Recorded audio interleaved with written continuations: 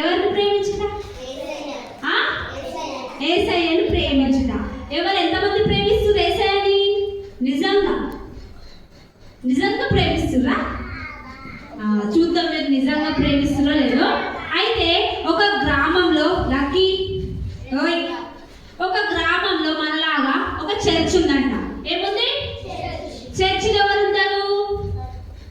వాక్యాన్ని ఎవరు బోధిస్తారు మనకి? చర్చ్ ఉంటే దానికి ఒక పాస్టర్ ఉంటాడు. అట్లా ఒక చర్చ్ ఉందంట ఒక గ్రామంలో. మంచి చర్చి, మళ్ళీ రిచ్ పీపుల్ అంటారు. మంచిగా ఎక్కువ ఏంటిది ధనం ఉన్న ఏమంటారు ధనవంతులు ఉన్న ప్లేస్ లో ఉన్న చర్చ్ అనమాట. ఆ చర్చి బాగుంటది.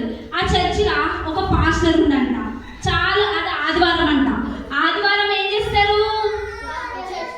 ఏడికి వెళ్తాం మనం అంతా? చర్చికి వస్తారా? మీరు సండే సండే మొదలు కొడతారా? వస్తారు కదా. అట్లనే ఆ చర్చి ఆదివారం ఉందంట. ఆదివారం అనగా ఏముంటది? చర్చ్ ఉంటది. మనం అందరం వస్తాము. ఏమైతుంది? వాక్యం వినడానికి వస్తాం. అట్లాగే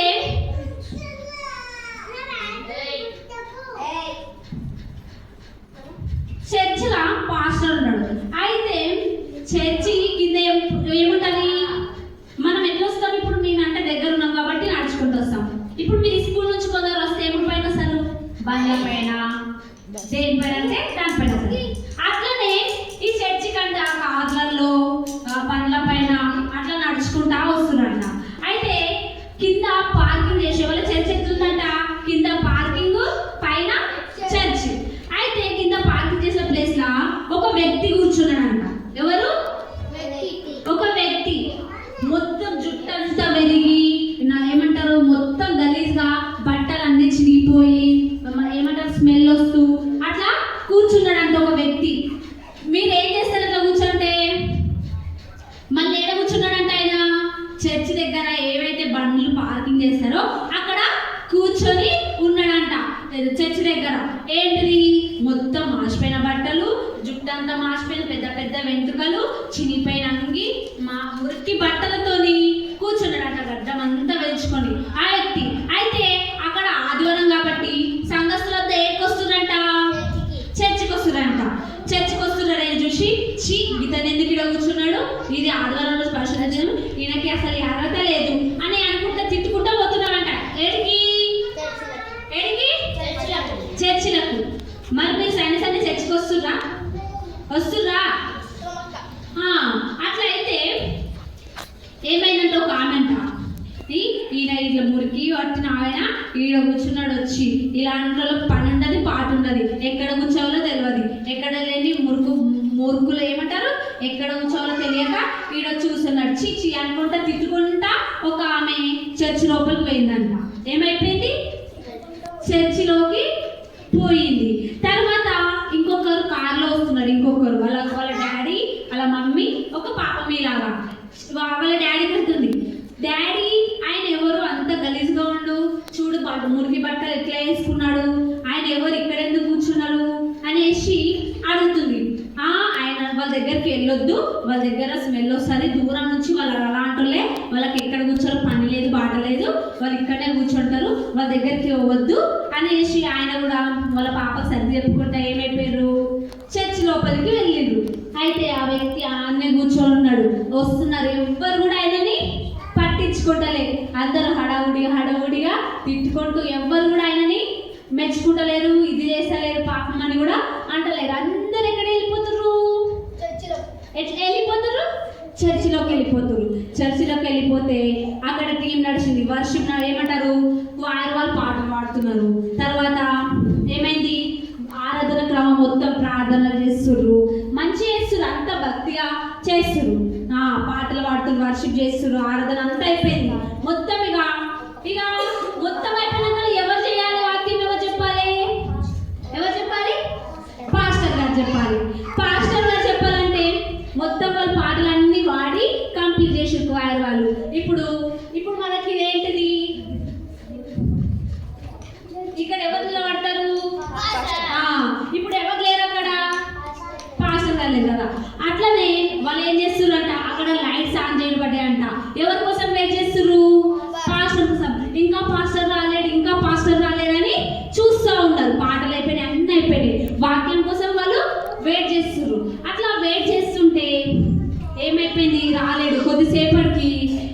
బయట ఏ వ్యక్తి అయితే కూర్చున్నాడో అతను మెల్లిగా చర్చిలోకి వస్తుంది. ఎవరు? బయట ఇప్పుడు ఆడుకునే వాడిలాగా బట్టలు మాసిపోయి జుట్టంతా పెరిగి స్మెల్ వస్తున్న ఆ వ్యక్తి ఏమైపోయిందంట, మెల్లగా ఎక్కడికి వచ్చిండు? మెల్లగా చర్చిలోకి వస్తే వాళ్ళందరూ వింత చూస్తారు. ఈయన చర్చి బయట కూర్చోవడమే ఎక్కువ అంటే చర్చి లోపలికి వస్తుందని ఆయనను అసహించుకుంటారు. ఎవరిని? ఒక అంకుల్ని అక్కడ ఆడుకుంటున్నా. ఆ అంకుల్ ఏం చేసిర్రు? తిట్టుకుంటుర్రు. ఈయనకు బయట కూర్చోవడమే ఎక్కువ అంటే లోపలికి వస్తుండు అనేసి అందరూ కూడా ఆయనను ఒక రకంగా చూస్తున్నారు. ఈయన ఎందుకు వచ్చిండు, మేము ఇంత మంచిగా రెడీ అయ్యి వచ్చినాము, మా మధ్యలోకి ఎందుకు వచ్చిందని ఆయనను చీదరించుకుంటున్నారు. ఆయన మెల్లిగా లోపలికి వచ్చి ఎక్కడ ఆగిండంట, అక్కడికి వెళ్ళి మైక్ పట్టుకొని ఏమంటున్నాడో తెలుసా? ప్రియమైన విశ్వాసులారా. ఏమంటుండ్రు? విశ్వాసులారా, మీరు దేవుణ్ణి ప్రేమించడం లేదు, మీరు దేవుణ్ణి ప్రేమించడం లేదు అని చెప్తే ఇతనెందుకు ఇట్లా చెప్తున్నాడు? ఆయన అనుకుంటారు అప్పటికి ఈయనేది ఈ మురికి ఆయన వచ్చి ఇట్లా చెప్తుంది అనేసి అన్నాడు. ప్రేమైన సంఘస్థులారా, మీరు దేవుణ్ణి ప్రేమించటము లేదు, ఇకనైనా మానుకోండి, ఇకనైనా మారండి, దేవుణ్ణి ప్రేమించడం నేర్చుకోండి అని చెప్తున్నాడు. అప్పుడు చెప్పినప్పుడు మెల్లిగా ఆ పెట్టుకున్న విగ్గును తీసేసిండు. ఏంటిది? గడ్డను తీసేసి ఆ డ్రెస్సును కూడా వేసుకున్న డ్రెస్ తీసేసి ఎవరంట? ఆయన ఎవరో కాదు, ఎవరంట? పాస్టర్. ఏం చేసిండు? వాళ్ళకు పరీక్ష పెట్టిండు. నా సంఘస్థులు ఎట్లున్నారు, దేవుణ్ణి ప్రేమిస్తున్నారా క్రియల లోపల లేదా అనేది చెక్ చేయడానికి ఏంటిది మారు వేషం వేసుకొని వచ్చిండు. అప్పుడు అందరు భయపడుతురు.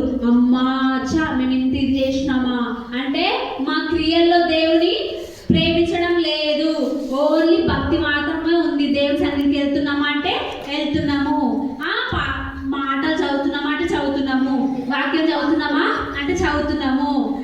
ఏంటిది? నిన్ను ప్రేమించేవారు. ఇప్పుడు నాకు ఎవరు ఇష్టము? అక్క ఇష్టము, అక్క మంచిగా ఉంది, ఆమెను ప్రేమించడం కాదు. నేను ఎవరిని ప్రేమించాలి? అలాంటి వాళ్ళకే. ఎవరిని? అక్కడ వ్యక్తి కూర్చున్నారు కాబట్టి అతన్ని ప్రేమించి అతని అయ్యా ఏమైంది ఆయనకు మంచి కటింగ్ చేయించి డ్రెస్ ఇచ్చి మంచిగా రెడీ అతనికి ప్రేమించడం నేర్చుకోవాలి. ఆయనను ప్రేమిస్తేనే మనం ఎవరిని ప్రేమించినట్లు? దేవుణ్ణి ప్రేమించినట్లు. దేవుడు కూడా అట్లాంటి విషయాలలో కూడా వస్తాడు, మనల్ని పరీక్షిస్తాడు. కాబట్టి ఆ విశ్వాసులంతా తప్పు తెలుసుకున్నారు. అయ్యగారు మమ్మల్ని క్షమించండి, ఇప్పటి నుంచి మేము అట్లా ఉండము, మంచిగా జీవిస్తాము, ఏమంటారు మేము క్రియల్లో చూపిస్తాము, ఇట్లాంటి వారిని మేము ఆదుకుంటాము, ఈసారికి మమ్మల్ని మన్నించండి, మాకు మంచి బుద్ధిని నేర్పించండి. మీరు కూడా మీ ఫ్రెండ్స్ని ప్రేమించడం కాదు, మీ ఫ్రెండ్స్ దగ్గర ఎవరి దగ్గర అయితే ఏదైనా లోటు పాటలు ఉంటే వాళ్ళకు ప్రేమించాలి, వాళ్ళకు క్రియల ద్వారా వాళ్ళ దగ్గర ఏదైతే ఉన్నదో దాన్ని అనుగ్రహించాలి. అప్పుడు మీ లోపల ఎవరి ప్రేమ ఉన్నదని గుర్తిస్తారు? దేవుడి ప్రేమ ఉందని గుర్తిస్తారు. ఎప్పుడు మీరు ఎవరికన్నా ఏమన్నా సహాయం చేసినప్పుడు అప్పుడు మీ లోపల ఏమున్నదని గ్రహిస్తారు? దేవుడి ప్రేమ ఉంది, మీరు దేవుడి బిడ్డలు అని గ్రహిస్తారు. ఒకవేళ ఆమెనా ఇప్పుడు అడుగునే వాళ్ళు వచ్చారు అనుకో, అమ్మ లేదు పో ఏం లేదు, అమ్మ చాక్లెట్ ఏమని అంటే అన్నం పెట్టరా, కొంచెం ఆకలి అవుతుందంటే ఏం లేదు మా దగ్గర లేదు అంటే ఏంటిది? మీ దగ్గర దేవుడి ప్రేమ లేదు. ఎవరి ప్రేమ ఉంది? సాతాను ప్రేమ ఉంది. కాబట్టి వాళ్ళకు గుర్తించలేరు. ఒకవేళ మీరే సరే అమ్మ మీకు ఆకలి అవుతుందా, ఎంత కావాలంటే అంత తినండి నేను పెడతా అన్నప్పుడు మీలో ఎవరి ప్రేమ చూస్తారు? మీరు ఏ ప్రేమ కలిగి ఉంటారు? ఆ సంఘస్థుల ప్రేమ కలిగి ఉంటారా, దేవుడి ప్రేమ కలిగి ఉంటారా? చెప్పండి, ఎవరి ప్రేమ కలిగి ఉండాలి మనము? దేవుణ్ణి ప్రేమించడం అంటే పాటలు ఆడడము, వాక్యం చదవడము, ప్రార్థించడమే కాదు, క్రియల లోపల ఆహారం లేని అంటే ఆహారం ఇవ్వడము, ఎవరికైతే దీన పరిస్థితిలో ఉండే వారికి ఆదుకోవడము, ఎవరికైతే ఏమైతే కొరత ఉంటుందో మీకు తోచిందల్లా ఇవ్వడము, క్రియల్లో దేవుని ప్రేమ చూపించడము.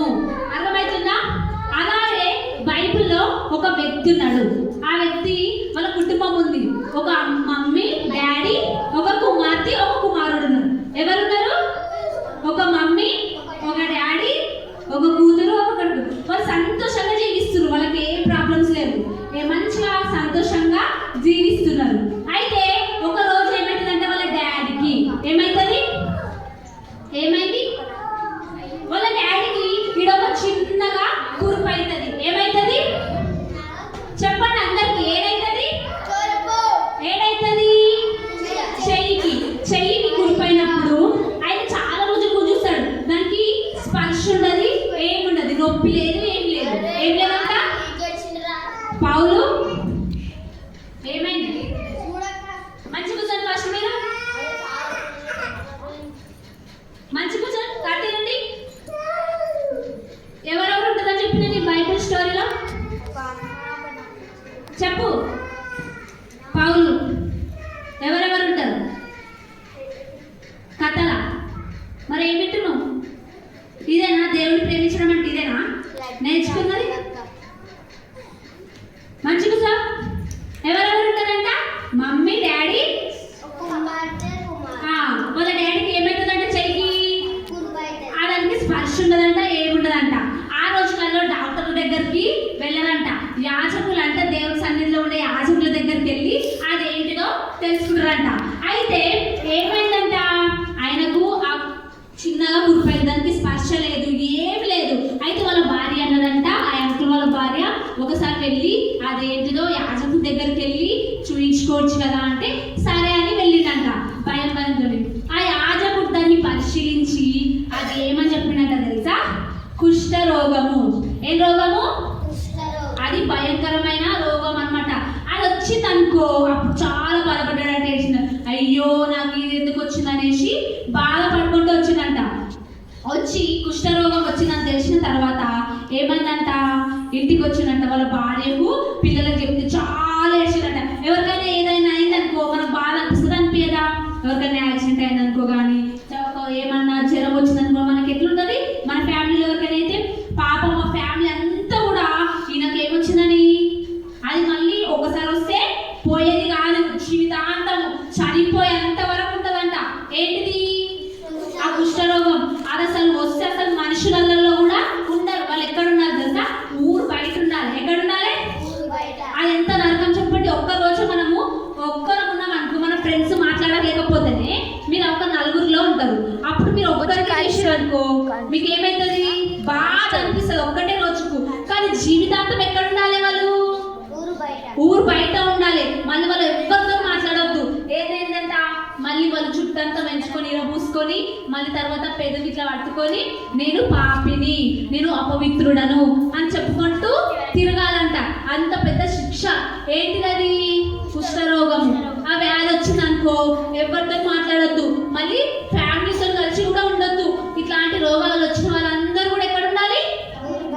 ఊరు బయట ఉండాలి. అలాంటి పెద్ద శిక్షలు వస్తే ఎవరికైనా ఫ్యామిలీకి సంతోషం ఉంటుందా? చాలా దుఃఖం ఉంటుంది. ఇన్ని రోజులు కుటుంబంతో సంతోషంగా జీవించిన వ్యక్తి ఒకటేసారి సడన్ ఇట్లా రోగం వచ్చి బయటికి పోతే ఎంత బాధ ఉంటుంది కదా. ఎవరికైనా మీ ఇంట్లో ఉండి ఎవరైనా మీ సడన్ గా మీ ఇంటికి ఎవరైనా చుట్టాలు వచ్చారనుకో, ఒక 10 రోజులు 20 రోజులు ఉన్నారనుకో, వెళ్ళిపోయానికి ఏమనిపిస్తుంది మనకు? మరి చిన్న ఉన్నప్పటి నుంచి కలిసి ఉన్న వాళ్ళు ఒకటే రోజు సడన్గా పోతే వాళ్ళ ఫ్యామిలీకి ఎంత బాధ ఉంటుంది. చాలా ఏడుస్తున్నారంట. ఏడ్చిరు సరే ఏమిందని ఇక దూరం నుంచి వాళ్ళు ముట్టుకోవద్దంట. వాళ్ళ సొంత డాడీని ఇన్ని రోజులు వాళ్ళ ఇంట్లో ఉన్న ఆ వ్యక్తిని ఏం చేసిరు? వాళ్ళ భార్య ఏం చేసింది? దూరం నుంచే బట్టలు పడేసింది. పడేయాలని ఆయన తీసుకొని ఎక్కడికి వెళ్ళిపోయినంట? ఏడ్చుకుంటా. ఇంకేం గతి లేదు. అట్లా రోగం వచ్చిందనుకో ఎక్కడ వెళ్ళిపోవాలి? ఊరి బయటికి వెళ్ళిపోవాలి. ఊరి బయటికి వెళ్ళిపోయేసరికి ఒక రోజు ఏమైందంట? గడుపుతా ఉన్నాడు. వాళ్ళకంటే ఏం లేదు, వాళ్ళు ఊరి బయటనే ఉంటారు, వాళ్ళు ఆడుకుంటూ తింటూ ఉంటారు. ఒక రోజు ఈయన ఏమిటంట? యేసయ్య సువార్త ప్రకటిస్తున్నాడంట. ఏం చేస్తుండో? సువార్తలు. మనం కూడా అలాంటి కుషలో ఎవరైనా మనకు ఆడుకోనికి వచ్చినప్పుడు చిచ్చి వాళ్ళ రోగముల పక్క చెరువుగా అంటారు. అది యేసయ్య ప్రేమనా? కాదు కదా. అలాగే యేసయ్య కూడా ఏం చేస్తుండంట? సువార్తను ప్రకటిస్తున్నాడంట. యేసయ్య స్వస్థతలు, అద్భుత కార్యాలు, ఆశ్చర్య కార్యాలు చేస్తాడు అని తెలుసా? తెలియదా మీకు? చేస్తాడా? చేయడు? యేసయ్య ఆశ్చర్యకార్యాలు, అద్భుత కార్యాలు. కుంటి వారిని ఏం చేస్తాడు? గుడ్డి వారికి, చెవిటి వారికి, చనిపోయిన వారిని లేపిండా? ఎవరిని లేపిండు చనిపోయిన వారిని? దావీదునా? ఎవరిని? లాజర్, చనిపోయిన లాజర్ని లేపిండు. అవునా? చాలా మందిని జ్వరంతో బాధపడుతున్నా వాళ్ళని లేపిండు. తర్వాత కుంటి వారిని, గుడ్డి వారిని అన్నింటినీ స్వస్థపరిచిండు. మరి దేవుడికి అసాధ్యమైనదంటే ఏమన్నా ఉన్నదా? యేసయ్య చీ ఆ రోగం చీ నీ కాలు లేదు నేను బాగు చేయ నువ్వు అంటే అన్నాడా? అన్నాడా? కాదు కదా. యేసయ్య అందరినీ ప్రేమిస్తాడు. ధనం ఉన్న వాళ్ళే ప్రేమించడు. డబ్బు నీట్గా డ్రెస్ మంచి చేసుకున్న వాళ్ళనే ప్రేమించడు. అందరినీ సమానంగా ప్రేమిస్తాడు. యేసయ్య లాంటి ప్రేమించడం మనసు మీకున్నదా? ఉందా? అందరినీ ఒకే రకంగా చూసే మనసు మీకు ఉందా? లేకపోతే ఏం చేయాలి? యేసయ్య బిడ్డలం కాబట్టి, యేసయ్య చెప్పిన విధంగా మనం నడుచుకోవాలి కాబట్టి ఈ రోజు వరకు మీకు లేకుంటే కానీ ఈ రోజు నుంచి మీరు నేర్చుకోవాలి. ఏమది? యేసయ్యలాగా ఉండడం. యేసయ్య ప్రేమ ఏ విధంగా అయితే చూపించిందో ఆ విధంగా మీరు కూడా ప్రజలకు చూపించడం. అట్లా యేసుక్రీస్తు సువార్తను ప్రకటిస్తున్నాడంట, వాక్యాన్ని బోధిస్తున్నాడంట. ఇట్లా బోధిస్తుంటే ఎవరు విన్నారంట? ఇట్లా మనలా ఇప్పుడు నేను ఎట్లా చెప్తే మీరు ఎట్లా వింటున్నారో అక్కడ యేసు ప్రభు కూడా బోధిస్తే ఆ ప్రజలందరూ కూడా వింటున్నారంట. వింటుంటే వింటున్న ఈ వార్త ఎవరు విన్నారంట? ఆ కుష్ఠరోగి విన్నాడంట. ఎవరు విన్నారంట? అర్థమైందైనా ఇది ఎన్ని హాస్పిటల్లో పోయినా తక్కువ కాదు. ఎవరి ద్వారా బాగుపడను నేను? ఎవరి ద్వారా బాగుపడతాను? నాకు యేసయ్య ద్వారానే స్వస్థత జరుగుతుందని ఆయన నమ్మిండు. ఎవరు? కుష్ఠ రోగి. ఆయన నమ్మినప్పుడు ఆయన మెల్లిమెల్లిగా యేసయ్య అక్కడ బోధిస్తుండు. నేను వెళ్ళాలి, యేసయ్య దగ్గరికి వెళ్తే నాకు తప్పకుండా ఏమవుతుంది? ఈ యొక్క రోగం నుండి విడుదల పొందుతా, స్వస్థత పొందుతా, నాకు దేవుడు అద్భుతం చేస్తాడని నమ్మిండు. భయం పడుకుంటా ఆయన మెల్లిగా వచ్చిండు. ఎవరి కంట పడకుండా ఇట్లా దాచుకుంటా వస్తుండు. అది చూసి యేసయ్య సువార్త ప్రకటిస్తున్నాడు. అంతమందిలో కూడా నన్నేం గమనిస్తాడా? యేసయ్య గమనించడని అనుకోకండి. ఏం చేసిండు? అతను ఎక్కడి నుంచి వస్తున్నాడో అప్పటి నుంచే యేసయ్య ఆ కుష్ఠరోగిని గమనించిండు. ఏమన్నాడు? కనికర పడ్డాడు, ఆయన పైన జాలి పడ్డాడు. ఎవరి పైన? అంత దూరం నుంచి వస్తున్న ఆయనను చూసి ఏమంటారంటే జాలి పడ్డాడు. ఏమన్నాడంటే దేవుని దగ్గరకు వచ్చిండు. యేసయ్య వాక్యాన్ని బోధిస్తే దగ్గరకు వచ్చిండు. అందరూ చాటు దాచుకుంటూ వచ్చి యేసయ్య నన్ను ఈ యొక్క రోగం నుంచి శుద్ధుడు చేయవా ప్లీజ్ యేసయ్య అని ఎవరిని వేడుకుంటున్నాడు? యేసయ్యను వేడుకుంటున్నాడు. యేసయ్య నేను చెయ్యను పో అన్నాడా? ఏమంటాడు చెప్పండి? నేను చెయ్యను పో, నీకు ఈ రోగం వచ్చి బాగా అన్నాడా? ఏమన్నాడు?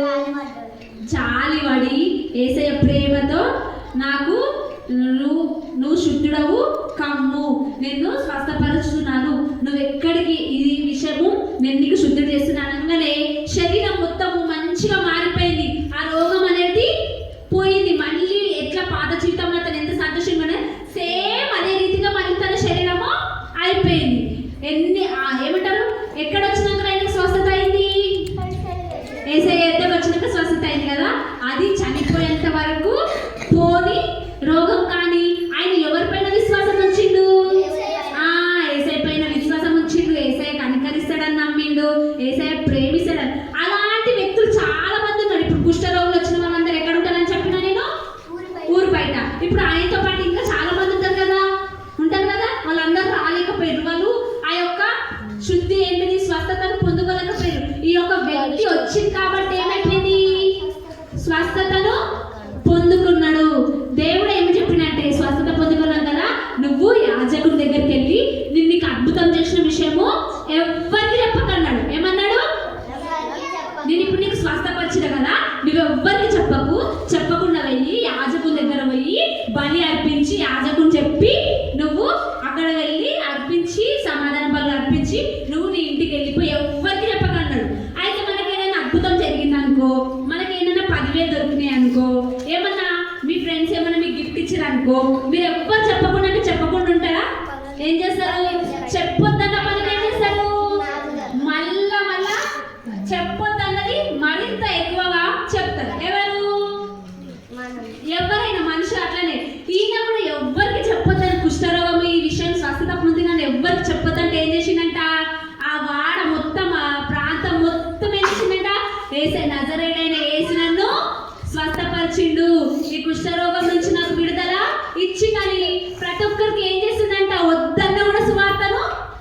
నటిస్తున్నట్ట. ఎవరు? అవునా? ఇప్పుడు ఎంత ఆనందం కదా, ఆయన చనిపోయేంత వరకు కూడా రోగము పోదనుకున్నాడు. కానీ ఎవరి దగ్గరకు వచ్చినాక వచ్చింది స్వస్థత? యేసయ్య చూసిరా ఎంతటి వాళ్ళని ఏ రోగం ఉన్నా కానీ ప్రేమిస్తాడు. దేని ద్వారా చేసిండు? ఇప్పుడు యేసయ్య ప్రేమ క్రియల్లో చూపించిండు. మరి మీరు క్రియల్లో చూపిస్తున్నారా? క్రియల్లో చూపిస్తున్నారా యేసయ్య ప్రేమను? మీరు చెప్పండి, క్రియల్లో యేసయ్య ప్రేమను మీరు చూపిస్తుర్రా? చెప్పండి అమ్మా.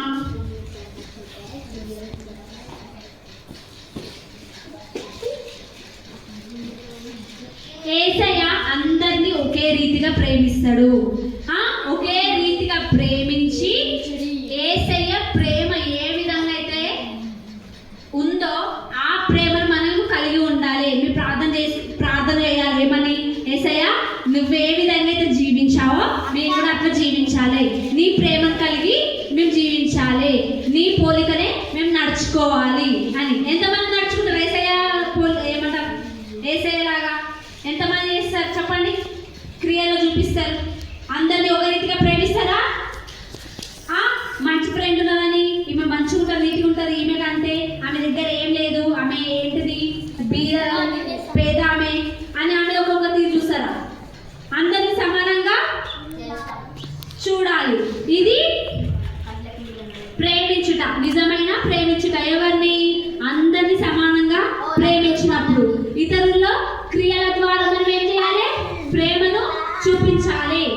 క్రియలంటే ఏంటిది? ఆహారం లేని వారికి ఆహారం వేయడము, ఇంకా సహాయం చేయడము, ఇలాంటివి చేయడము నేర్చుకోవాలి. కంటి